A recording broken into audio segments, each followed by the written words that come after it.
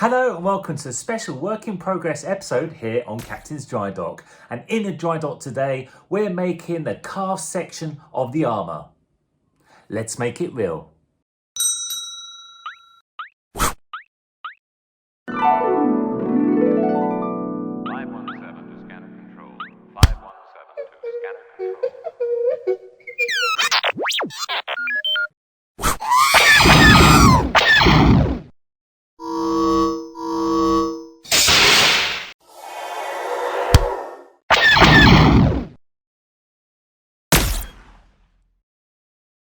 Although the indents for the clips are really helpful to locate them, it becomes an issue when you start putting together the thigh and calf armour because, as you can see, when it indents like that, there we go, there's a little bulge on the inside. So when you try and put these two together, it doesn't sit flush. It's no big deal. Like as you saw my thigh armour on the previous episode, that actually was okay, but I had to do some modifications to the clips. However, looking at a forum work in progress, a builder called UK's Raf, he did this. So what he did, he cut out a hole to cater for that bulge on the other side of the other part. So when you put them together, there we go, that is nice and flush and it's very neat. It's not, you don't need to do it, but you know what, it does feel really good and it locks in place as well. So it's a good locator when you're putting together two parts of the thigh or the calf armour.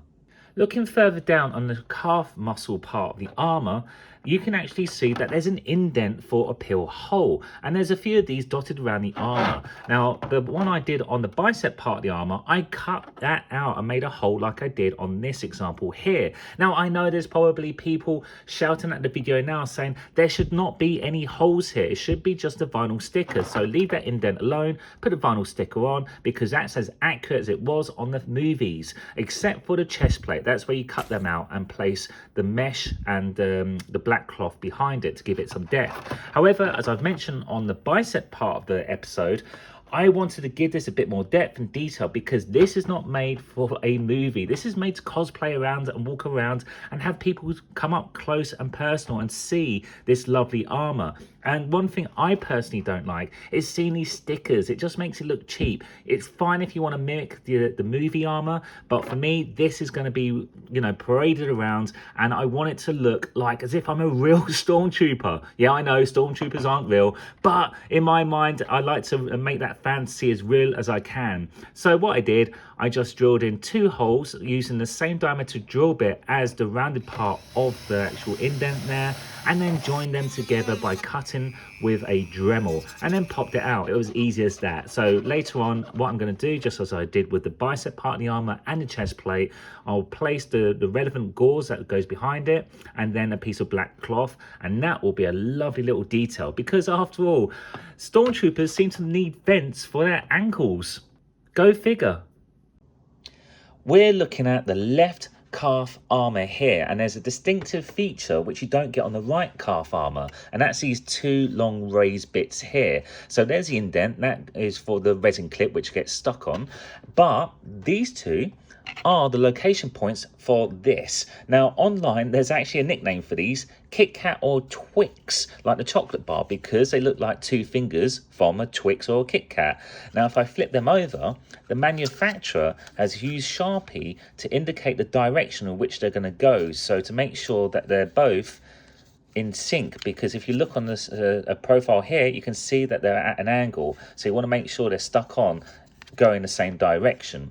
Now what I'm going to use to stick these on is plastic melt, so I'm going to basically weld this onto here because it's got to look like as if it's part of this back form.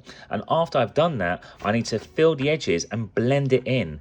I've seen work in progresses where they've just stuck these on and there's a seam. For my research, there shouldn't be a seam, so that's one of the reasons why I want to weld these on and make sure there's a nice blend to that, because I don't want this moving around and cracking the filler.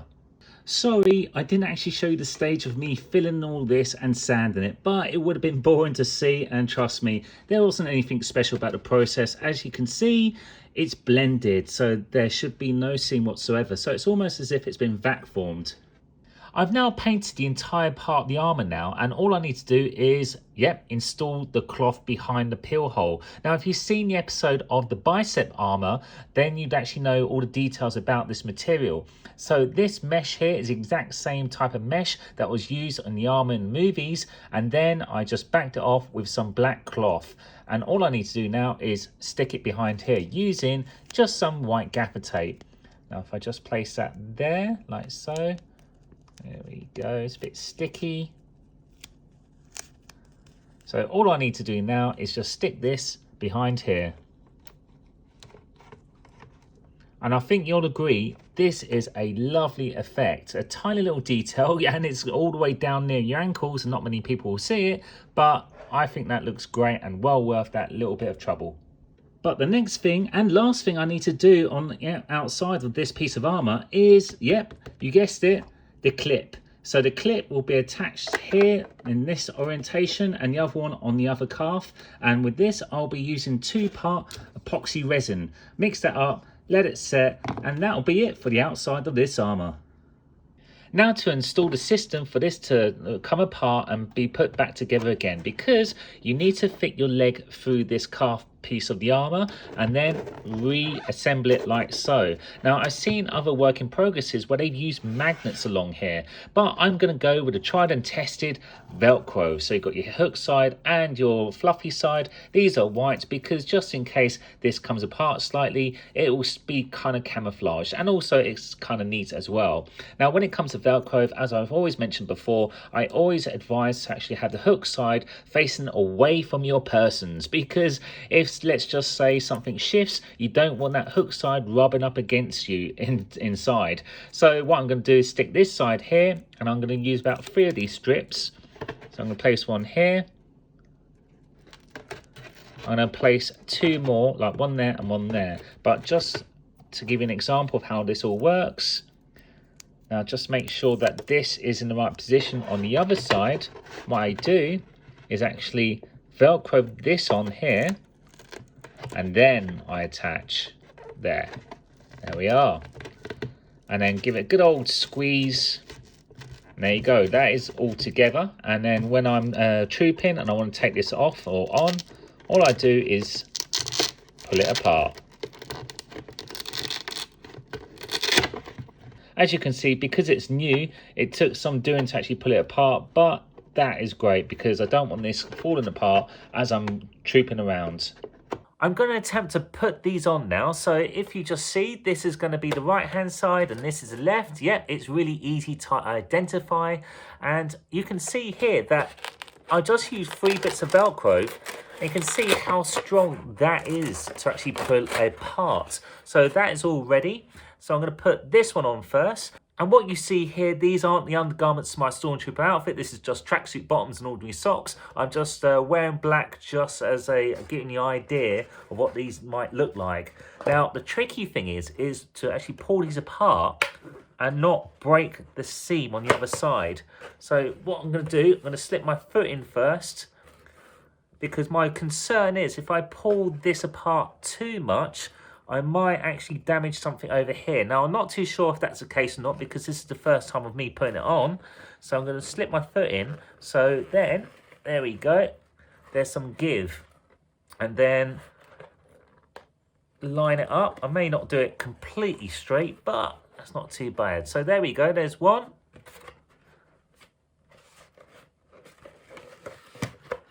And there's 2. In fact, it's actually really easy just to slip your foot all the way in and not have to pull these apart. Just let your foot do all the work. And then pop that there. And there we have it. So there you go. Yeah, not bad whatsoever. Now, all this will be filled out with a gasket later on. And in fact, this will be raised slightly further up because there'll be the spats as well as the boot pulling these up here somewhere. But it gives you a good idea that, yeah, these are looking like a Stormtrooper. And we're done, both of them, over my shoulder, and I'm really happy how it all turned out. And in fact, if there were any imperfections, you wouldn't really notice because they're right down by your ankle. And trust me, when you're wearing your full Stormtrooper armor kit, no one's going to really nitpick at the slight imperfection in your paint job or if there's a little bit oversplashed with a glue. But how does that work with the gaskets? So the gaskets I've got from Geeky Pink, I'll put a link down below, and there's a complete whole setup with this, and I'll do a complete episode on these specifically later on. But how does that adjoin to here? So if you see my episode on the biceps, in fact, it's very, very similar. So if you look at a Geeky Pink's gaskets, there we go. So there's Velcro at the top and the bottom, very much like the bicep armor. And so you need to have Velcro on the inside of your armor as well, which means, there we go, I've actually stuck in 4 patches of Velcro. So that's the hook side, because this is the fluffy loop side, and that will get attached like so. So I just pop that in there, it sticks, and there we are. So I need to work out, do I actually need that because it just sits in there? Probably, but I'll give that a go later on when I try it all out. But all in all, not bad. Who let the calves out? I know if you did not like this joke, that's fine. But if you did like this channel and this video, by all means, click on the subscribe button down below, where you'll see the last remaining episodes of this whole kit coming together. But in the meantime, my name's John Child. This is Captain's Drydock. This is a Warhammer logo and has nothing to do with Star Wars. And I'll see you on the next episode. Take care.